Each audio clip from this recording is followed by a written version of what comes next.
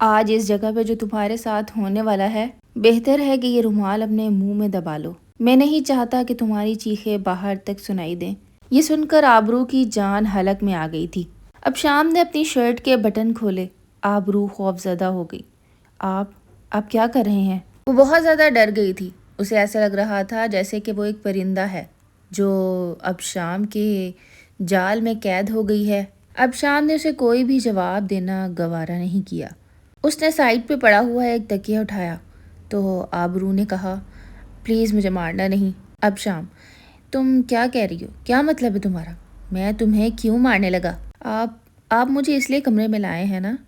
یہ کہہ کر وہ ذرا چپ ہوئی تھی۔ اپنا ایک ہاتھ دوسرے بازو سے مسلنے لگی۔ اب شام نے کہا، لڑکی دیکھو، میں تمہارے ساتھ کچھ بھی کر سکتا ہوں، بہتر ہے کہ اپنا منہ بند رکھو۔ اب شام نے یہ کہتے ہوئے آبرو کو بازو سے پکڑا تھا۔ اس کے کپڑے نوچنے لگا تو قمیض سائڈ سے پھٹ گئی۔ اس کا بازو واضح نظر آ رہا تھا۔ دادا جان، اگر یہ آپ کی ضد ہے تو پھر ٹھیک ہے، پھر میں بھی آپ ہی کا پوتا ہوں۔ آپ کی پسند سے شادی تو کر لوں گا، مگر میں اپنی پسند کی شادی بھی کروں گا۔ جس لڑکی سے آپ نے میرا نکاح کرنا چاہا میں نے کر لیا، اب وہ صرف اور صرف میرے نام پر ہی بیٹھی رہے گی، اس کے علاوہ تو میں اسے کوئی حق نہیں دوں گا۔ اب شام نے دو ٹوک جواب دیا۔ اب شام کے دادا باز ضد تھے کہ وہ اپنی پسند کی لڑکی سے اپنے پوتے کی شادی کرائیں، اور وہ اپنے بات کے پکے تھے۔ کہنے لگے، میں نے اپنے دوست کو زبان دی ہے، تمہاری بیوی آبرو ہی بنے گی۔ وہ کہنے لگا، کیا؟ دادا جان، یہ آپ ٹھیک نہیں کر رہے ہیں۔ آپ نے جو لڑکی پسند کی ہے، آپ صرف اس کی زندگی برباد کر رہے ہیں۔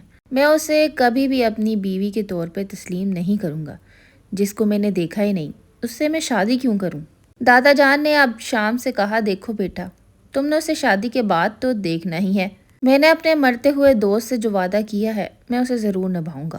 اب شام کو کچھ سمجھ نہیں آ رہی تھی کہ وہ صاف کہہ چکا تھا کہ وہ اپنی ہی پسند سے شادی کرے گا، تو پھر دادا جان اتنی ضد کیوں کر رہے ہیں؟ کیوں اس لڑکی کی زندگی برباد کرنا چاہتے ہیں؟ بہرحال دادا کے کہنے پر اب شام نے آبرو سے نکاح تو کر لیا، مگر جب اسے رخصت کر کے گھر لے کر آیا اور اس کا گھونگھٹ اٹھایا، آبرو کو ایک بہت ہی خوبصورت کمرے میں بٹھا دیا گیا تھا۔ ہر طرف گلاب ہی گلاب تھے۔ اس کی شادی کی سیج سجی ہوئی تھی، مگر اب شام کے دماغ میں تو وہ باہر کی لڑکی ہی چل رہی تھی جس کو وہ وعدہ کر کر آیا تھا کہ وہ واپس آ کر اس سے شادی کرے گا۔ آبرو ابھی تک گھونگھٹ میں تھی۔ اس نے نہ آبرو کا چہرہ دیکھا اور نہ ہی آبرو کا گھونگھٹ اٹھانے کی زحمت کی۔ آبرو آگے سے خود بولی، آئیں میرا گھونگھٹ تو اٹھائیں۔ آبرو کی بات سنتے ہوئے اب شام نے اس کا گھونگھٹ بس تکلف میں ہی اٹھا دیا تھا۔ گھونگھٹ اٹھانے کے بعد اس نے آبرو کو کہا، تم محض میری کاغذی بیوی ہو، اس کے علاوہ میرا تم سے کوئی تعلق نہیں ہے اور نہ ہی کبھی کوئی رشتہ قائم ہو سکے گا۔ مجھے لگتا ہے کہ تم میری بات سمجھ گئی ہوگی۔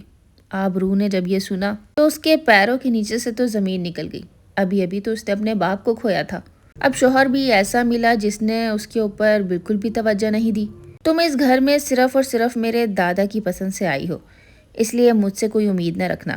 میں ویسے بھی کل شام کو لندن واپس چلا جاؤں گا، وہاں جا کر اپنی پسند کی لڑکی سے شادی کروں گا اور اس کے بعد کبھی بھی واپس نہیں آؤں گا۔ یہ سب کچھ میں تمہیں ابھی بتا رہا ہوں، اور اسی لیے بتا رہا ہوں تاکہ تم اپنے دماغ میں رکھو۔ دادا سے جا کے اب میری شکایتیں کرنے کی ضرورت نہیں ہے۔ تمہیں اس بات کا خیال رکھنا چاہیے تھا کہ جس لڑکے سے تمہاری شادی ہو رہی ہے، ایٹ لیسٹ تم اس سے مل تو لو۔ بڑی ہی کوئی بے وقوف لڑکی ہو تم بھی۔ آخر میں تو اپنے دادا کے ہاتھوں مجبور تھا، تمہاری کس بات کی مجبوری تھی؟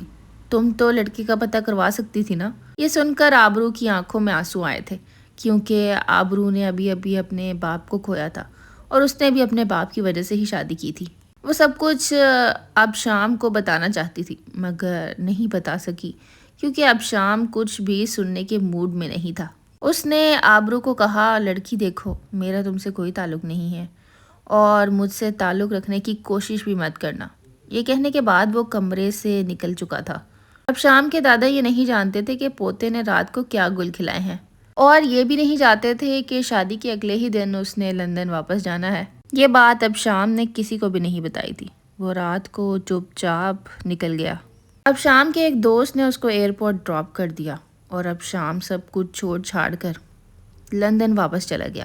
صبح جب ملازمہ نے دروازہ کھٹکھٹایا تو آبرو کی آنکھ کھلی۔ وہ اپنے کپڑے تبدیل کر کر سو چکی تھی، کیونکہ اس نے اب شام کو آج سے پہلے کبھی بھی نہیں دیکھا تھا، اس لیے اس کے دل میں اب شام کے لیے کوئی جذبات نہیں تھے۔ آبرو کو تو بس ایسا گھر چاہیے تھا جہاں وہ محفوظ رہ سکے، اس کے علاوہ آبرو کو کچھ بھی نہیں چاہیے تھا۔ بہرحال رات کو اب شام نے جو باتیں سنائی تھی، آبرو نے وہ سب بھلانے کی کوشش کی۔ اس نے کسی کو بھی کچھ نہیں بتایا، سب کچھ دادا پر ہی چھوڑ دیا کہ وہ خود ہی اپنے پوتے سے بات کر کر یہ سب کچھ پوچھ لیں گے، کیونکہ آبرو خود بھی ایسا رشتہ نبھانے کے حق میں نہیں تھی۔ والدہ کی ڈیتھ پہلے ہی ہو گئی تھی اور اب باپ بھی نہیں تھا۔ اس نے زندگی میں دیکھا ہی کیا تھا۔ تبھی مرتے وقت اس کے باپ نے اپنے باپ کے دوست کو بلایا اور کہا، دیکھیں آپ ہی اب ذمہ داری لے سکتے ہیں، کیونکہ ان کا ماحول گھر جیسا تھا اور وہ آپس میں بہت گہرے دوست تھے۔ دادا نے جب آبرو کو دیکھا تھا تو وہ ان کو پہلی نظر میں ہی پسند آ گئی تھی، کیونکہ وہ ایک بہت ہی سادہ بچی تھی۔ اتفاق سے اب شام بھی انہی دنوں پاکستان آیا ہوا تھا، تو دادا نے سوچا کہ آبرو کو اب شام کی دلہن بنا دیا جائے تو ایک اچھا اور ازدواجی رشتہ قائم ہو سکتا ہے، کیونکہ اب شام بھی بہت ہی خوبصورت اور پڑھا لکھا ایک ایماندار لڑکا تھا جو کہ اپنے دادا کی ہر بات مانتا تھا۔ مگر اس بار اس نے یہ سب کچھ ماننے سے انکار کیا تھا، کیونکہ وہ کسی اور لڑکی کو پسند کرتا تھا۔ اور پاکستان آتے ہی اب شام کے سر پہ ایک ایسا بم پھوٹا تھا جو کہ ایک شرط کے طور پر اب شام کے سامنے ظاہر ہوا تھا۔ اس لیے دادا نے جلدی جلدی اب شام کی شادی آبرو سے کروا دی تھی۔ آبرو بہت روئی تھی، وہ تنہا رہ گئی تھی۔ دادا بخوبی اس کا غم جانتے تھے، کیونکہ باپ کے علاوہ اس کا کوئی نہیں تھا۔ آبرو کی فیملی بہت زیادہ امیر تو نہیں تھی، مگر اسے مڈل کلاس نہیں کہا جا سکتا تھا۔